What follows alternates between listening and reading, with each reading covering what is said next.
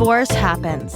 In fact, it happens to almost 50% of first marriages. So let's talk about it. Welcome to Divorce Happens, a podcast to educate, inspire, support, and yes, make you laugh through divorce and beyond so that you can start fresh on the next phase of your journey. Remember, divorce happens, and then we start fresh. You get divorced. You get divorced. Getting divorced? I'm getting a divorce. You're getting a divorce. Because she's getting a divorce. So what if I get divorced?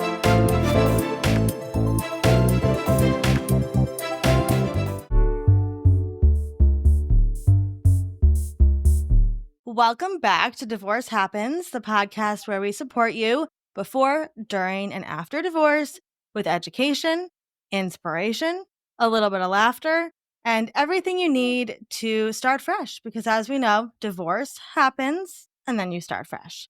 We're here today with a very, very important topic that's actually not talked about a lot, I feel like, with one of our amazing experts, Lorraine. Lorraine, can you tell us a little bit about what you do?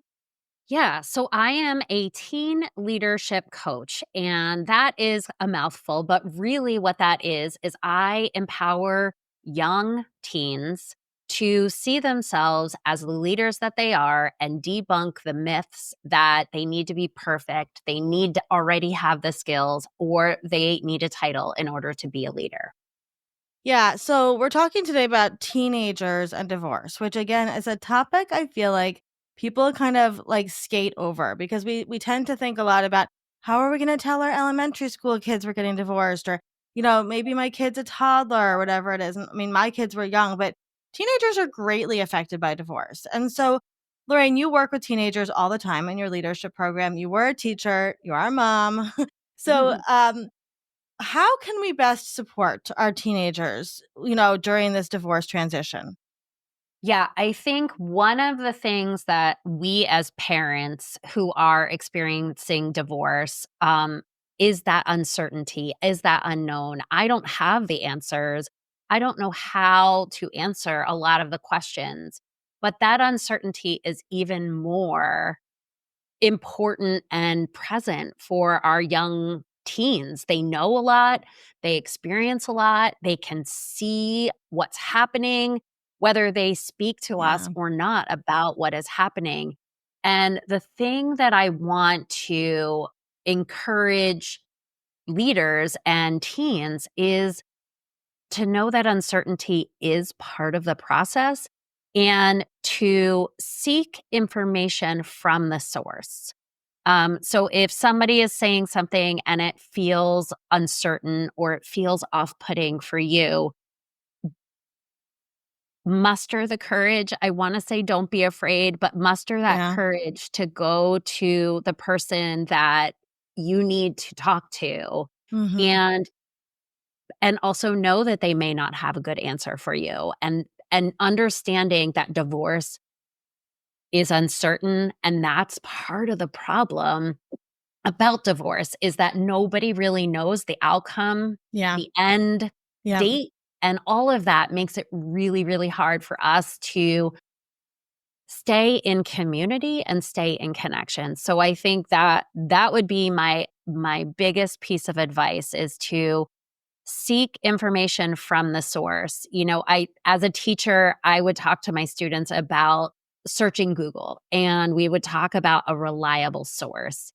And I would talk to my teens and the students and say, trust your gut. If it feels right, Yeah. check in again and see if there's another source that you can confirm. And as teens, we're doing a lot of learning about who is a reliable source. And if you're going through a divorce in your family, Yeah. really understanding that reliable doesn't necessarily mean truthful, but the reliable means like, who is the person that I need to get this information from? I love that. And also remembering that like a divorce is a transition for the family, right? And so like it's okay to be open and talk about what's happening, right? You as a parent, you can talk about what's happening without getting into intimate details, right? Like I remember I was in 8th grade when my parents were going through the final stages of their divorce. And my parents were pretty open. Like, this is kind of what's happening with custody stuff. We're trying to figure things out. Like you don't have to get into like your dad cheated on me and I'm forever, but Right. because that's a whole other topic. But you can say like, yeah, a judge might want to talk to you about what you prefer, for the living situation, or we understand that this is a really hard transition and dad's moving out or whatever. The kids, like you said, they notice, they know what's going on, and it's better to be, I think upfront and honest as much as you can for their age level.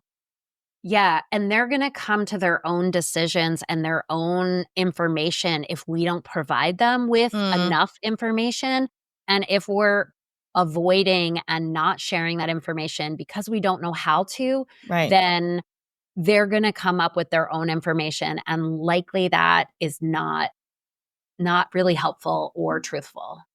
Yeah, and I like what you said about the uncertainty because I think it's we don't have to have all the answers, right? And to say like, I know, bud, this is so hard for all of us, but like, I don't know when it's going to be over, but we're going to be fine, like, right? And and it's hard to captain that ship when you don't know what the seas are gonna be, right? But you have to be the captain of the ship, otherwise, it's gonna be a lot of mutiny. So Yeah. Okay, so another topic that's really important to talk about, Lorraine, and this is kind of flipping the perspective a little bit here.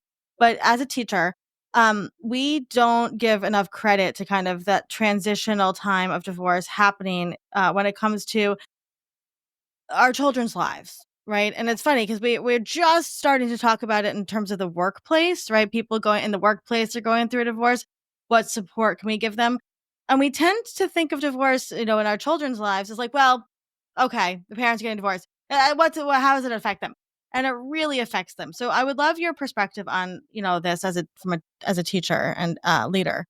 Yeah, and I'm gonna give some really practical advice. I'm not going to tell you as a teacher how to handle the emotional load of that student, but what you can do as a teacher and what took me a really long time to understand is that these teens could potentially be living between two homes. And Mm-hmm. when I came to this realization, I would think to myself, when I go away for a weekend, how many things do I forget to bring with me?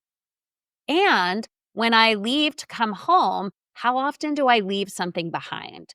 And Yeah. so when I realized the impact of moving every 3 or 4 days or every weekend or every other week, Yep. I realized how challenging that must be for a teenager. If I myself was struggling, how else could that Yeah. be Yeah. for a teenager? And so one of the things that I did as a teacher eventually when I'm telling you, like, it took me a long time to realize this impact, was I offered them 2 books, or I offered them grace if they forgot their homework, and I Yeah. didn't automatically assume it was teenage dismissal or teenage, Yeah.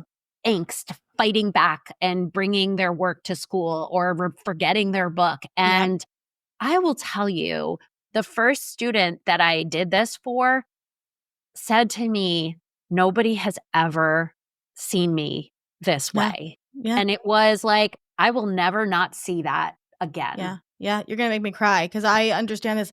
This was my childhood, Yes. and it was so hard. And all the other thing too, because I could talk about this forever. Is we tend to think of custody as numbers, right? Oh, they have a 5 and 2. They have a every other weekend, right? They have whatever it is. Those are children's lives, Yeah. right? And it's very, very destabilizing to go from one home, which whatever the relationship of your parents was, but you're literally going back and forth, right? Even if it's every other weekend, Right. which means your social life is being upended, which means maybe you can't do the school play because you're at somebody else's house, another weekend. You're not going to get to go out with your friends. Your entire life shifts because your parents are going through a divorce. And it's a family transition. And we need to give teenagers grace for that, right? And it's heartbreaking to think, it is really kind of an accessibility issue, right? Like, how can we support them as they're going back and forth? And this idea that like both houses are equal because they're not. They never are, right? So, I mean, I often think, and I was a teacher too, as you guys know, that and this was true for me too. One house might have a big kitchen table that they can do their poster science board on. The other house may not. right? And so to say to a kid, "Why couldn't," when this teachers used to say this to us, "Why couldn't you? Why couldn't you? Why couldn't you?" I used to have a music teacher that said, "Well, why couldn't you come to the spring concert?" Well, I was at my dad's house and I didn't have a ride, right? Whatever it is. Like, and again, the kids are not in control and it's not fair. It's just not fair. Right? So I'm so grateful, Lorraine, that you're talking about this and that you are there to support families during this. So let's talk about what you do with teens, because what you do is really magical. So talk about your leadership program and all the coaching that you do. Yeah. So I work with kids who are of any level of leadership. And that to me is super important because there are kids who have been deemed not leaders because of some behavior issue or some executive functioning skill that's lacking. Yeah. And leadership is a skill just like executive functioning is. So that means you can get better at leadership. And so I work in groups of students because when it's me and one other student, it's just our two brains. So I love bringing other kids into the conversation and group coaching because they're learning from each other. And so I have a virtual program that is called the Young Teen Leadership Cohort. And we fill groups of up to 15, and we work for 8 weeks, 4 months to build community and build camaraderie and build basic level leadership skills. And once they've built those skills, then I encourage them to join me again and work with similar kids who've gone through that first program and start to build that muscle of leading another person. And then, so level one is learning to lead yourself. Level two is learning to lead Mm, somebody else. And then level three is taking what you've learned in the first two levels and bringing it back into your community. I love it. And that to me is the most powerful thing that Yeah. I do is because I can't reach everybody, but my teens can take what they've learned and share it with someone else, and then it just spreads. I love it. I love it. Um, so Lorraine, and also obviously all of Lorraine's information will be in the show notes, and you can find her at Fresh Start Registry, of course. But Lorraine, one more question before you go. If somebody's listening to this and they are a parent or a leader going through a divorce, what would be some words of encouragement that you could leave them with? I would say have grace for everyone, find connection with someone, and go to the source. Find the information from the person that is most important in that piece of information. I love that. I love that. Well, Lorraine, we appreciate you so much. And you can find Lorraine at Fresh Starts Registry in the Expert Guide. Highly recommend her leadership program. And she has so many free resources and information out there also. So please go give her a follow. Lorraine, thank you so much for being here.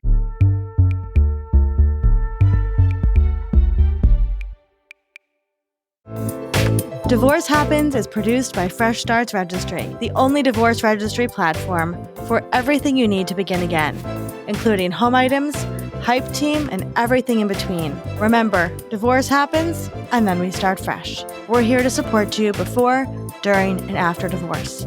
Head to freshstartsregistry.com for more info.